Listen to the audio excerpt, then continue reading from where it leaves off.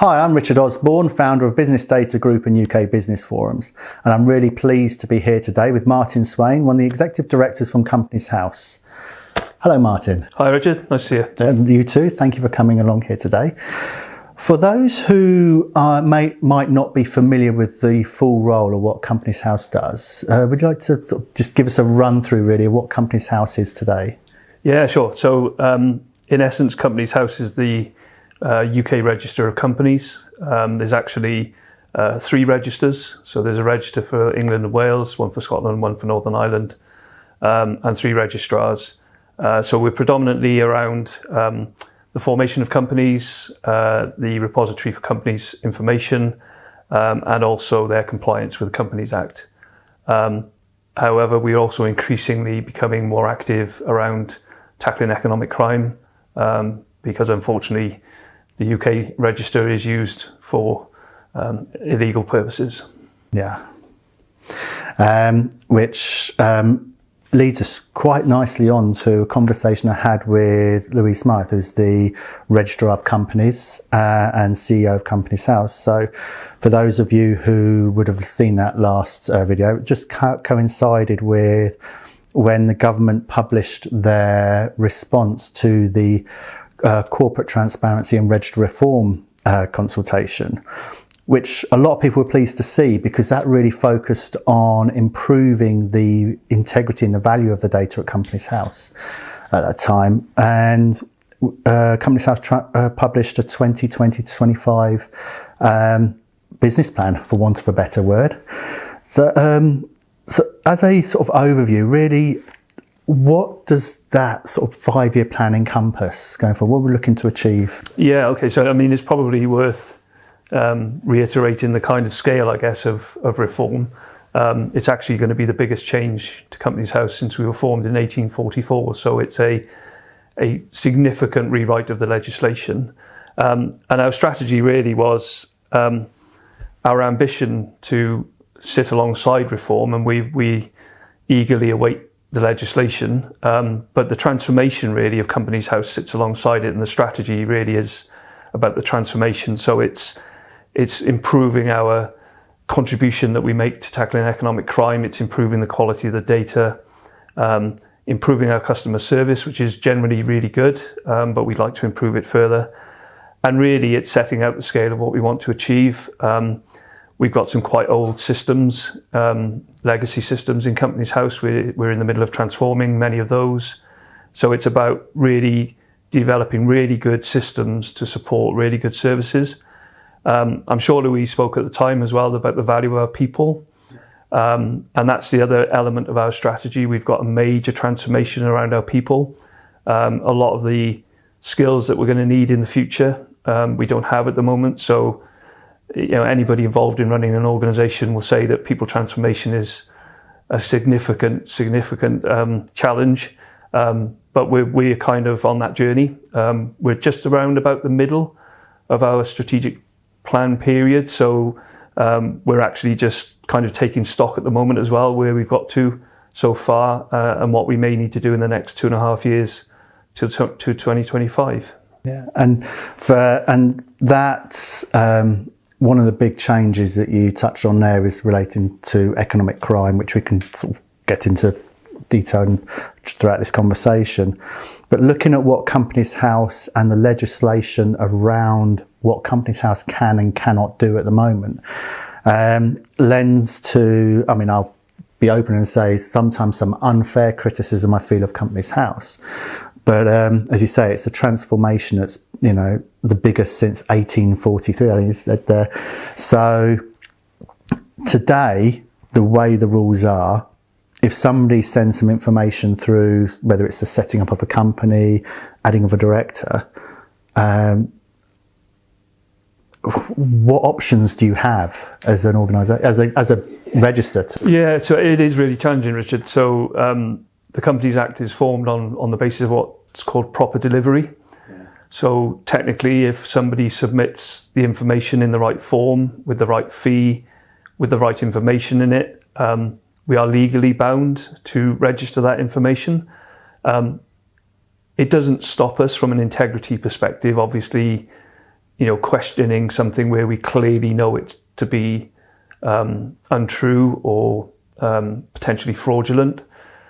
But the law is fairly strict in terms of what the registrar has to do, and I think this is where the frustration with Companies House and the criticism comes from, is that quite often we are seen to effectively say, we can't do anything about it, and that's even where people have had their address used without their permission. They've been appointed as a director when they're not a director, and it can be extremely frustrating because these people aren't even customers of Companies House. They are people who have been affected by somebody using their details for illicit purposes. So that's why the law needs to be changed. We do as much as we can within the limits of our powers. We obviously have to take care in that, because the registrar could be judicially reviewed if she acted outside her powers. But there are things that we can do, and from a tackling criminality perspective, we do work very, very closely with law enforcement agencies, both local law enforcement and national law enforcement. And there's ways that we can work with those agencies by using their powers as opposed to ours. So we do quite a bit of work with the National Crime Agency, supporting investigations at that national level. But I think it's fair to say the way the Companies Act was constructed in 2006 was a time when it was, the focus was breaking red tape for businesses, making it easy for people to form a company, to operate a company. And in doing so, unfortunately, the law has a number of loopholes, which unfortunately an increasing number of people are identifying and using, to defraud people and to engage in criminality. So 15, 16 years on from that time, and the world has become smaller, fraud has become more complex. If people, they'll find they'll find loopholes. Yeah, absolutely. And, it's in a digital world, it's even easier. And you're talking about fraud from a small scale individual defrauding somebody of their life savings up to, multi-billion pound money laundering and complex fraud systems with very, very complex structures underneath it to enable that. So it's an ever increasing problem, and I think the government recognises that. And certainly in the last few weeks, there's been a lot of coverage around economic crime and the need to do more to tackle it. Yeah, and that's round about sort of this time during the 2025 vision that was published by Companies House. There was one of the key areas was looking at the identification, verification of people who are within a business themselves. And I know shareholder positions weren't included within that because if you think my take on it anyway, is if you think of large PSCs or large organisations with a number of shareholders, it becomes unmanageable. But if we're looking at PSCs or person significant control and directors, that was sort of one of the key areas and a key focus. So I've seen that sort of proof of concept work's been done on that. So how is that coming together? Yeah, so we've been doing quite a bit of work around the identity verification. It's quite challenging because we don't have a legal power at the moment, and for anybody familiar with government funding and finance, you can't actually spend public money, unless you've got a primary legislative basis to do it. But we have been doing lots of work talking to ID providers, talking to our in-house development teams and to other organisations around, and government digital service, for example, around how we would operate an ID verification system. I think it's going to be a challenge because it's something we've never done before. It's a central plank of reform. And it's probably the biggest area where people are probably surprised at the fact that we don't verify people's identity when they form a company or when they're appointed as a director or a PSC. So it's a really important part of the transformation. It's a really important part of reform.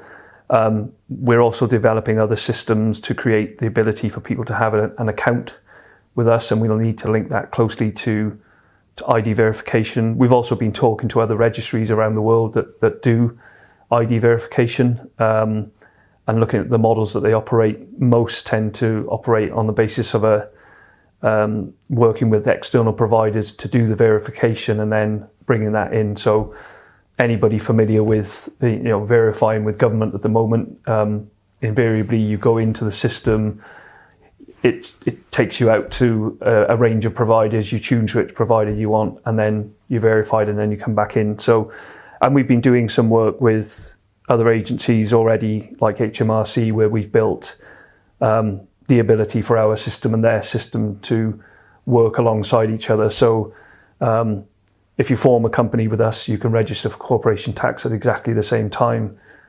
As a customer, you don't know that you're doing that, and you'll flip in between us and HMRC. It's a single system. So we'll probably be looking at that kind of operation for ID verification. But it's a big project for us. As I say, it's a central part of reform. And I think it's probably, in terms of the integrity of the register, probably one of the most important parts. So we, as Business Data Group, obviously we provide software to the company formations industry. So we've had to look at various ways of addressing ID verification. And I know I've spoken to some of your colleagues about this. So I'm aware and think what sort of work that's been done is great.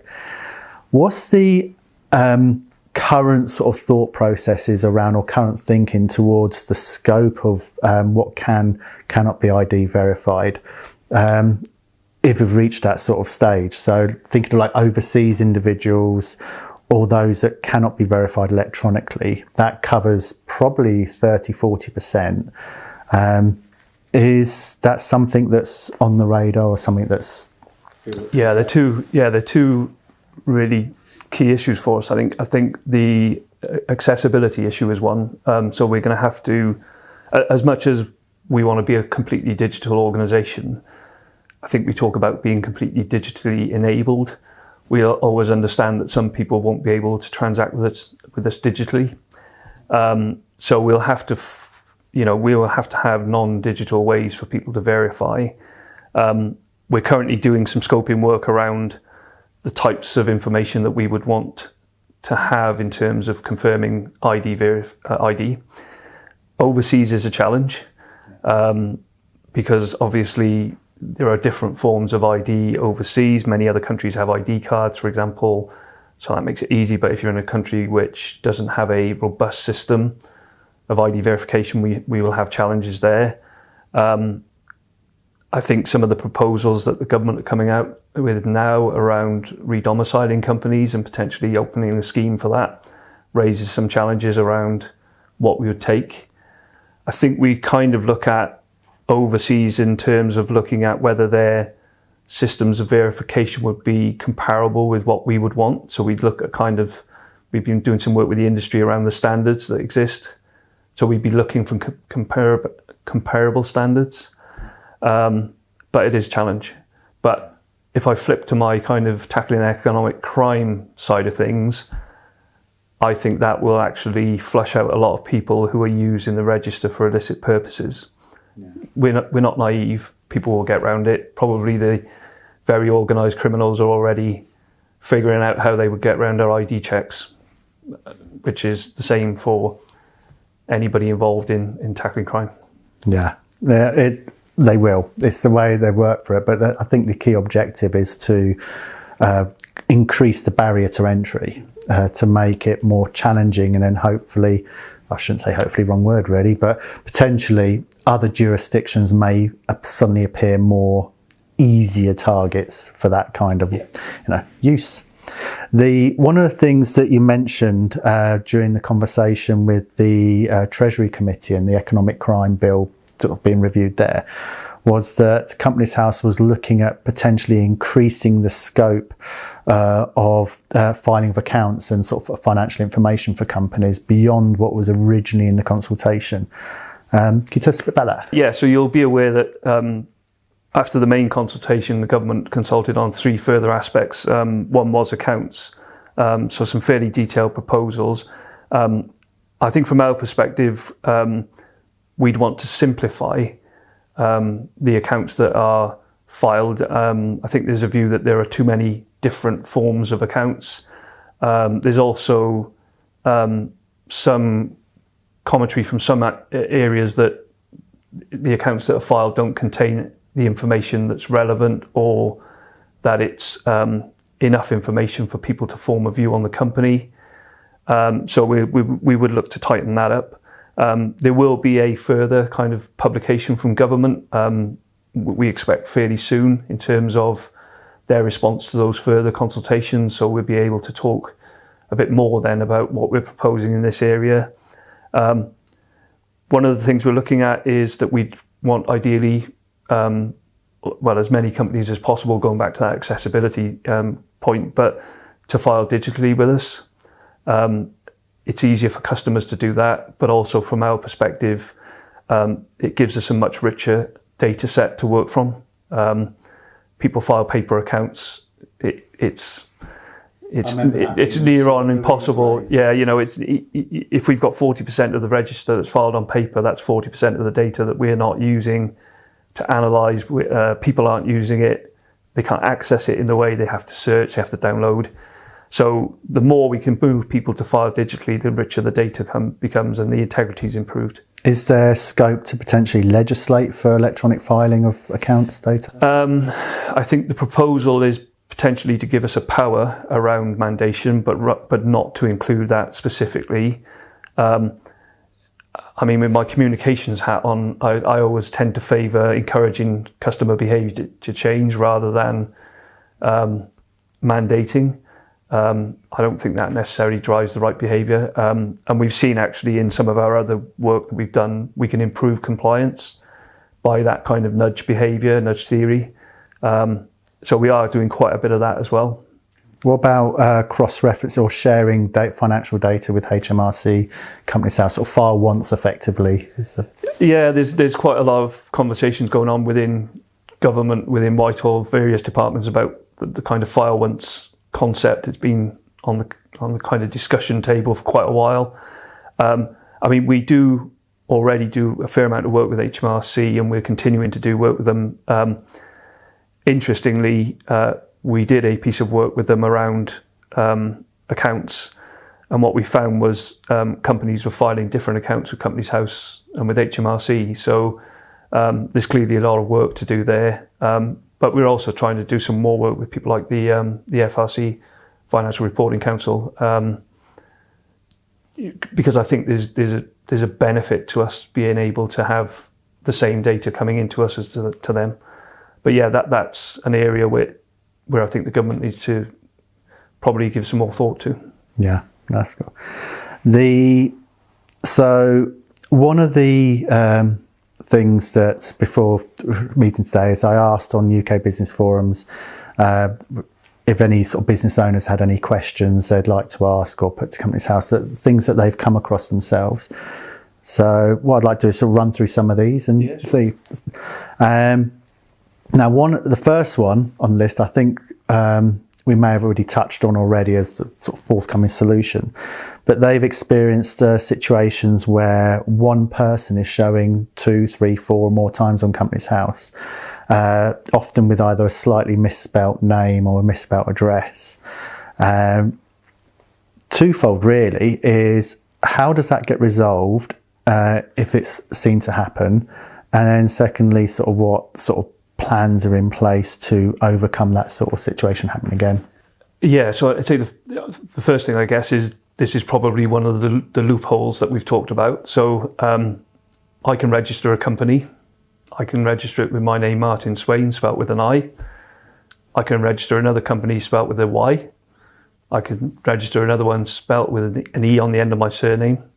And I'm the same person doing all of that. At the moment, that's not illegal.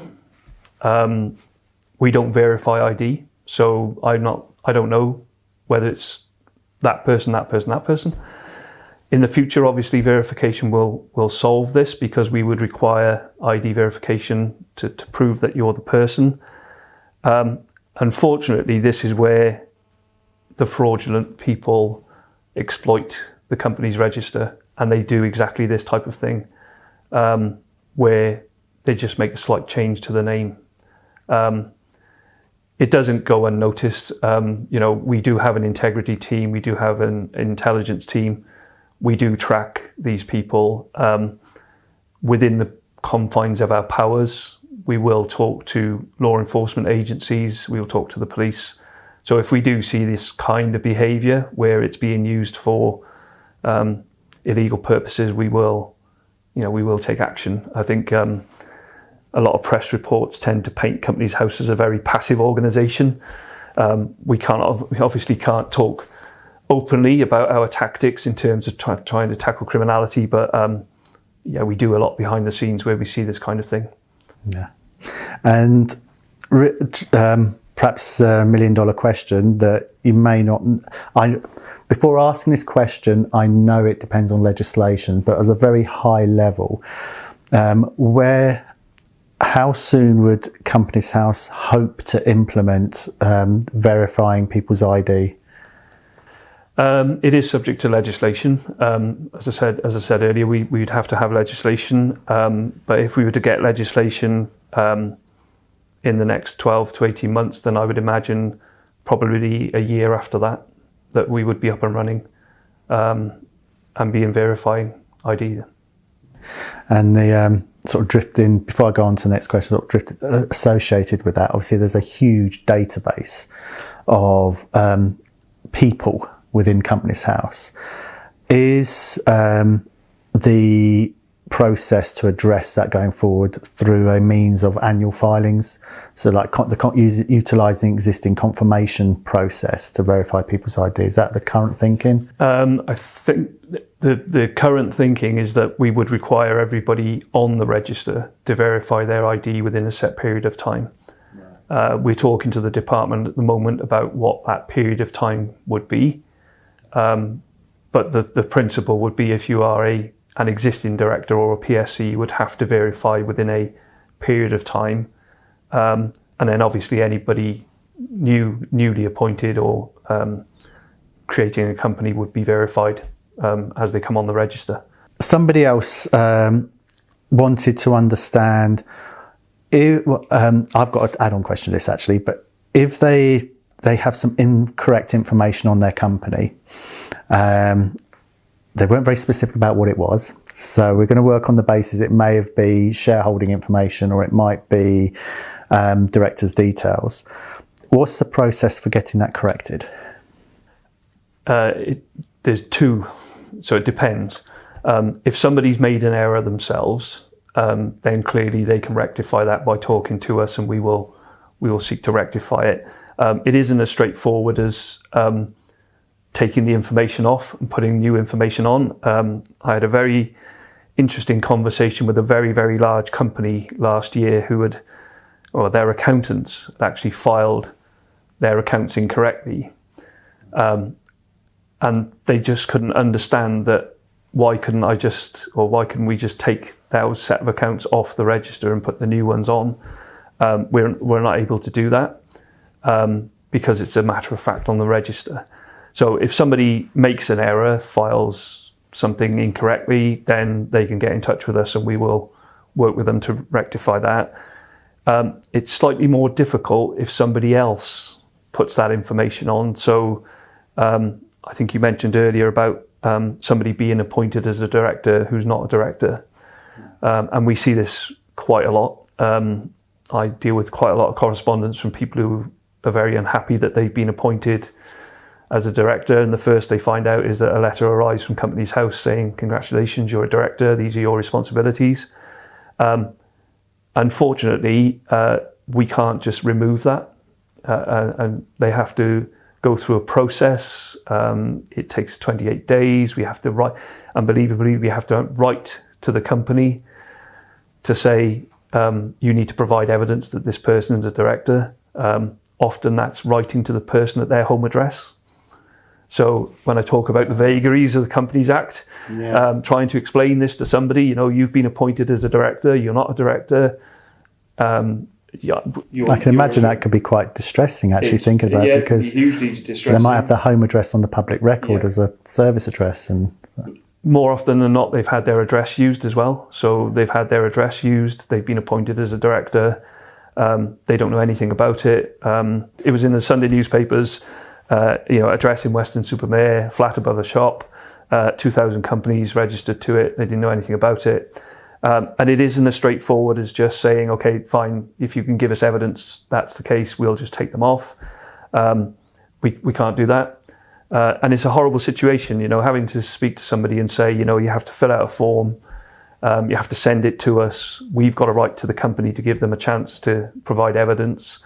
And I actually had a case this month where an individual had not only stolen somebody's address and made them a director, but when we actually wrote to the registered office, which wasn't their kind of home address, the fraudster actually sent in fraudulent evidence. So not only were they, able to kind of use the address and name, and we had to actually say to the person, because we've had evidence now, we have to stop your objection. So reform can't come soon enough, really, because in a reformed world, we'd have powers to prevent that getting onto the register. We'd have powers of removal. So, if you're an innocent individual who's had their identity stolen, we can at least move very quickly to solve that. But it's a real issue for us. And to what extent are the reforms tied to the economic crime bill that's been delayed at the moment?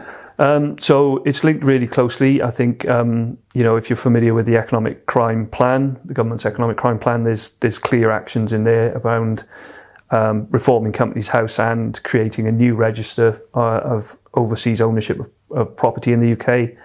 So they're really closely linked. We are working very closely with BEIS and with the Home Office around the legislative proposals. We've had a fair amount of input into how that legislation is taking shape. I mean, obviously, there's been a lot of coverage in the last few weeks at a very high level around the importance of the legislation. We're hopeful that it's going to be in the Queen's speech, but obviously we don't know until that time, because we're really keen to get on with implementing the legislation and delivering our transformation. So, we eagerly await it. So, related to that, potentially, because I can speak firsthand. I know that everybody at Companies House is really keen for this to go through, and I'm also aware that so many people within BEIS as well. Everybody's keen for it to happen. But it's a government decision ultimately. So would it be fair to say that anybody who watches this over the next couple of weeks and is keen for this to go through, a right course of action might be to sort of garner some support from their MP, to try and see if they can push, sort of raise to keep the profile there to keep this moving? Yeah, I mean, absolutely. I mean, I'm sure, this has huge support from pretty much all quarters. I mean, if you watch the kind of coverage in the last few weeks, it's got kind of cross-party support in Parliament. I speak to many MPs frequently. They are very, very keen for this legislation to happen. I guess from our perspective as an agency, any support that organisations can give to this agenda would be great for us. But I think, my general view is it's a matter of getting parliamentary time rather than this not happening. And I think, the general feeling, certainly from my reading of the events in the last few weeks, is that, this will not have much resistance in a sense, and there's a lot of support for it.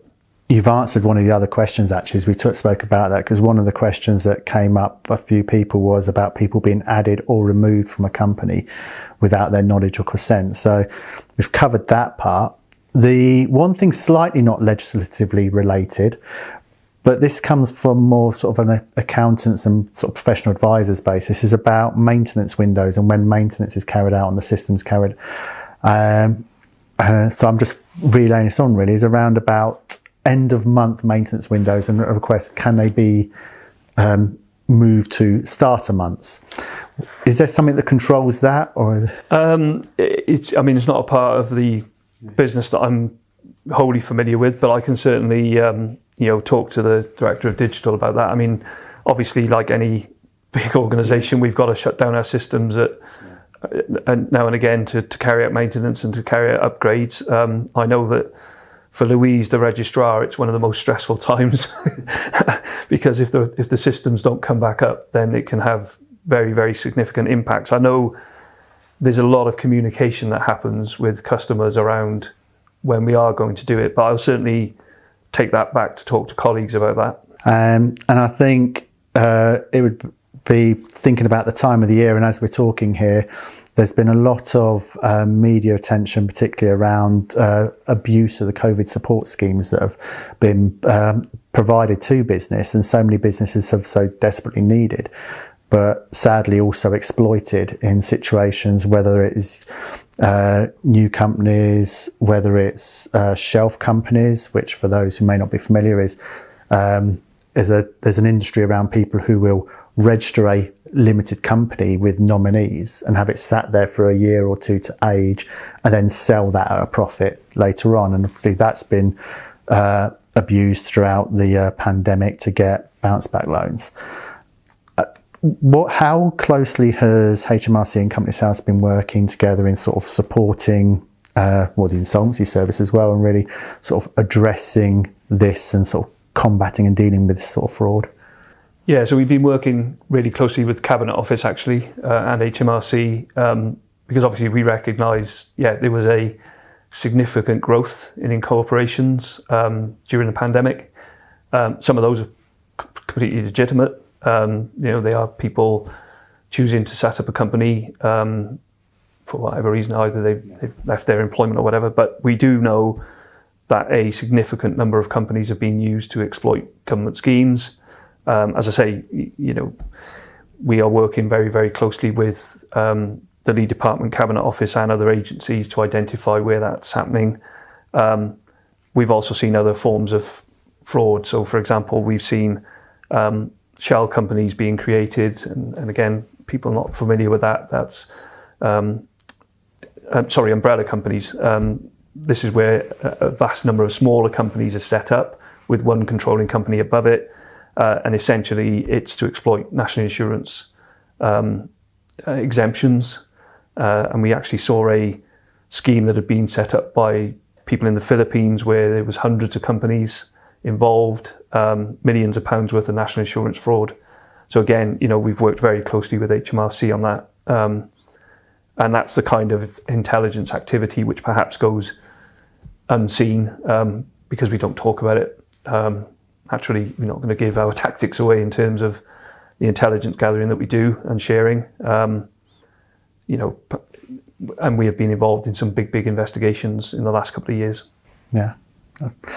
That's and I suppose really lastly, you touched on it earlier about the other 3 consultations that are going through. Well, they've been through. Sorry, we're just waiting for the government's response. So, one relating to the powers of the registrar to query and remove. That's quite paramount to part of the reforms and sort of stopping stuff finding its way to the register that shouldn't be there. The quality of financial information, so we sort of covered that earlier as well, and then sort of the ban on corporate directors. That last one, in my sheltered life, I struggle to see a purpose for corporate directors, but is there a reason for corporate directors? But there's just sort of a reason why they should remain? I mean, my instinct says that it's not transparent. Because you're not getting to that natural person at the end. I guess when you're starting to look at fairly big, complex corporate structures, then potentially you could see an argument that, if you've got a company which has got 12 directors, which is a director of another company and and it's legitimate, it's just a complex group structure, you know, do you then get to the point of it being relevant? Again, I guess the issue for me though is from a transparency perspective, you're not getting to the people who are owning and running the company, which is a central plank of reform. And also from an intelligence and enforcement perspective, you know, one of the challenges we have is you can't take prosecution action against a company. You can only take prosecution action against an individual. No. So if it's a corporate director that's... You also have the situation, we have those sort of the triangle three, can't we? Director, yeah. Or a director, or a director, yeah. Which people have exploited. Yeah, so it'll be interesting to see what the government's position is on that one. No, that's brilliant. Well, I'd like to bring that to an end. Thank you very much, Martin. Really interesting conversation. Thank you again. And to anybody else, there are changes coming. I'm looking forward to seeing how all this comes together over the next couple of years. And as Companies House reforms, we'll have other conversations with Martin or his colleagues over the next couple of years to follow the progress and follow that transition period. Thank you.